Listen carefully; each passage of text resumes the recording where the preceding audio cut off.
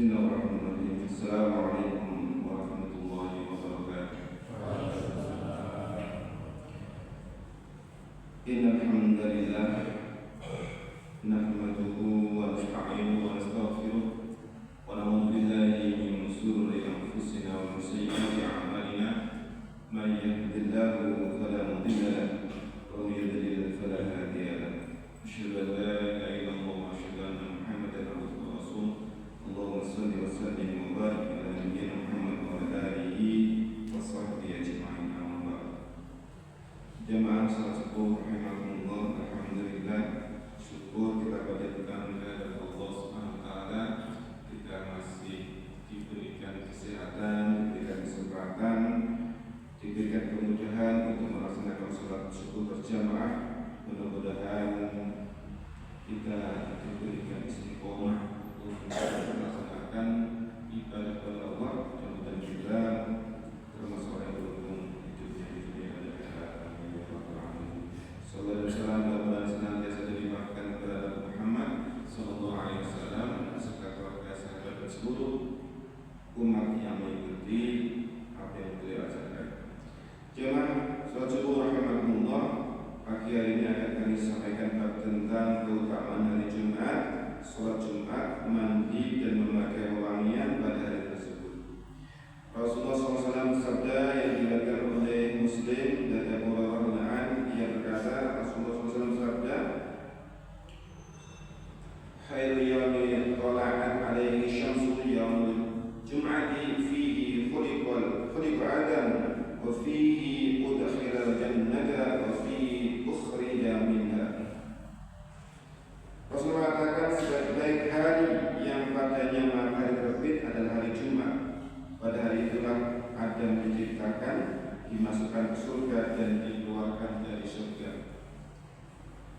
Jadi jangan sekalian, Jumat merupakan hari sebaik-baik hari di dalam satu pekan, di mana hari Jumat itu adalah Nabi Adam diciptakan, kemudian dimasukkan ke surga dan dikeluarkan dari surga karena telah melanggar apa yang dilarang Allah, yaitu memakan buah. Di dalam surga ada satu buah yang dilarang dimakan. Ketika itu dimakan, akhirnya Nabi Adam dan Hawa dikeluarkan dari surga. Selanjutnya sekalian, hadis yang diriwayatkan oleh Muslim dari Abu Hurairah radhiyallahu anhu, ia berkata bahwa Rasulullah SAW bersabda, man tawadda'a fa ahsana al-wudu'a thumma atal jum'ata fastama'a wa an sadaq ghufira lahu ma bainahu wa baina al-jum'ati wa ziyadatu thalathati ayyam wa man massal hasar faqad Allah. Rasulullah mengatakan, barang siapa berwudu secara sempurna kemudian mendatangi sholat Jumat lalu mendengarkan khutbah dan diam, niscaya dosa-dosanya yang terjadi antara Jumat tersebut dan Jumat lainnya dengan ditambah 3 hari akan diampuni. Barang siapa yang mengusap pasir saat imam berkhutbah, sungguh dia telah berbuat sesuatu yang sia-sia. Jadi jemaah sekalian, di sini ketika hari Jumat kita bermandi, berwudu, kemudian kita ke masjid untuk mendatangi sholat Jumat, mendengarkan khutbah Jumat dan tidak berbicara ketika khatib berkhutbah, ketika dia mendengarkan, maka niscaya dosa-dosa yang terjadi yang kita lakukan antara Jumat satu dengan Jumat lainnya akan ditambah 3 hari, artinya menjadi 10 hari, itu akan diampuni dosa-dosa kita. Tetapi jamaah sekalian, ketika waktu sholat Jumat itu kok kemudian bermain-main. Kalau di Rasulullah itu bermain dengan pasir karena lantainya masih berupa tanah dengan alasnya daun kurma. Maka waktu itu mungkin ada yang bermain pasir ketika sholat mendengarkan khutbah. Mungkin kalau sekarang kita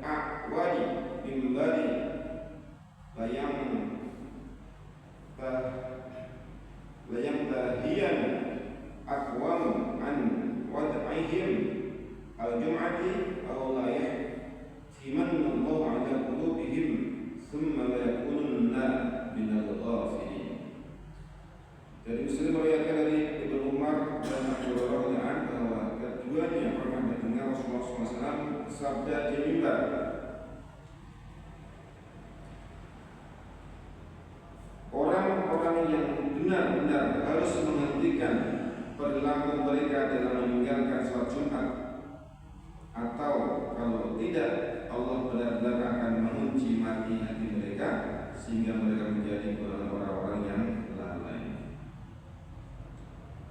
Teman sekalian, bahwa sholat Jumat ini merupakan satu kewajiban wajib ain bagi seorang laki-laki untuk mendatangi sholat Jumat.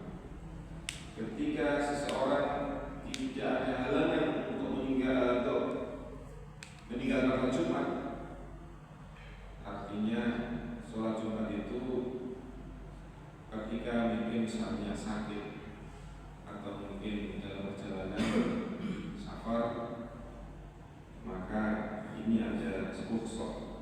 Tapi ketika tidak ada halangan untuk mendatangi sholat Jumat, kemudian dia tidak ke masjid untuk sholat Jumat, maka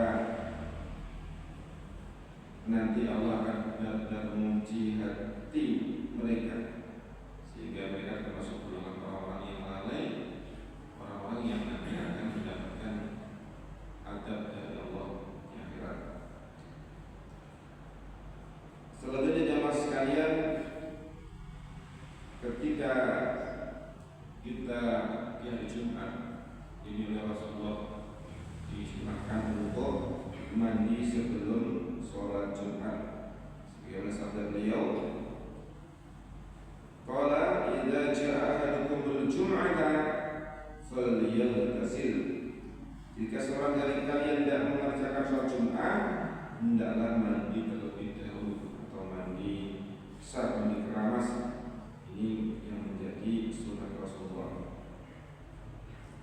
Ini merupakan suatu hal yang mungkin kita insyaallah mungkin kita sudah melaksanakan yang demikian ini, karena ini sudah kita pahami sejak awal, sejak dulu, bahwa sebelum mendatangi sholat Jumat itu kita mandi keramas terlebih dahulu.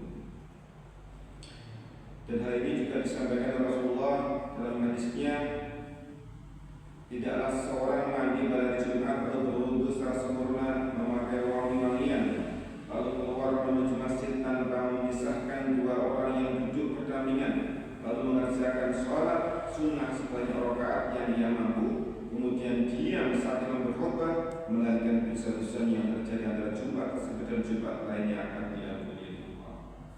Jadi ini hampir sama dengan tadi, bahwa sholat Jumat ini akan bisa mengampuni dosa-dosanya orang yang melakukan dosa itu dari Jumat satu dengan Jumat yang lainnya, dengan syarat ketika ke masjid ini dia wudunya sempurna, pakai wangi-wangian, kemudian ini tidak memisahkan duduk di antara dua orang, artinya dia kalau mau mencari tempat yang kosong, ya di soft yang kosong dia tempati. Nah, kemudian nanti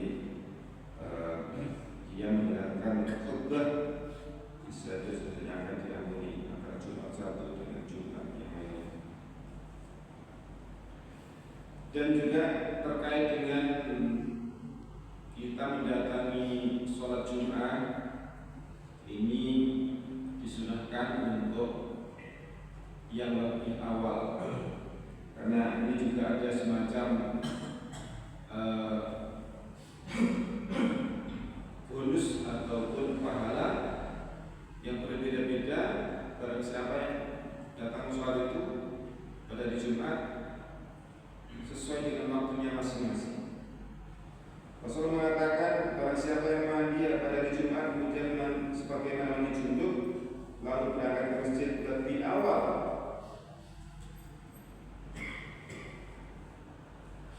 sehingga mendapatkan shaf pertama, maka seolah-olah dia telah berkorban seekor unta. Kemudian jika dia berangkat pada waktu berikutnya lalu mendapatkan shaf kedua, maka seolah-olah dia telah berkorban seekor sapi. Jika dia berangkat pada waktu berikutnya lalu mendapatkan shaf ketiga, maka seolah-olah dia telah berkorban seekor kambing. Jika dia berangkat pada waktu berikutnya lalu mendapatkan shaf keempat, maka dia selalu berkorban seekor ayam, dan jika berangkat pada waktu berikutnya bila mendapatkan soft kelima, maka seolah dia telah berkorban sebutir telur. Jika imam telah datang dan malaikat pun pada masuk untuk mendengarkan bacaan zikir. Artinya sekalian, ini terkait siapa yang paling awal untuk mendatangi sholat Jumat, duduk di saf paling awal. Ini ada tingkatan-tingkatan pahala bagi yang mendatanginya, dari mendapatkan seekor unta, mendapatkan seekor unta, kemudian sapi, kambing, ayam, terakhir ada telur. Kemudian ketika imam atau khatib sudah naik ke mimbar, ini catatan para malaikat akan ditutup. Ini keutamaan bagi orang-orang yang mendatangi sholat Jumat.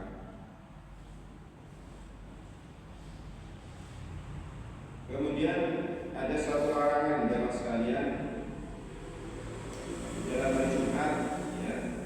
Ini Rasulullah mengatakan, sekali-kali jangan seorang dari kalian berpuasa pada hari Jumat, terkecuali jika ia juga berpuasa pada hari sebelum atau sesudah. Artinya dilarang mengkhususkan hari Jumat untuk melakukan puasa. Ini kalau kita berpuasa, ya tentunya kita sesuai dengan apa yang ditunjukkan Rasulullah. Misalnya puasa Senin dan Kamis, atau puasa ayam Bid, kemudian puasa Daud misalnya. Tapi ketika mengkhususkan hari Jumat puasa, ini adalah suatu larangan dari Rasulullah SAW, karena Rasul tidak mencontohkan untuk mengkhususkan puasa pada hari Jumat. Inilah jamaah sekalian beberapa keutamaan di hari Jumat.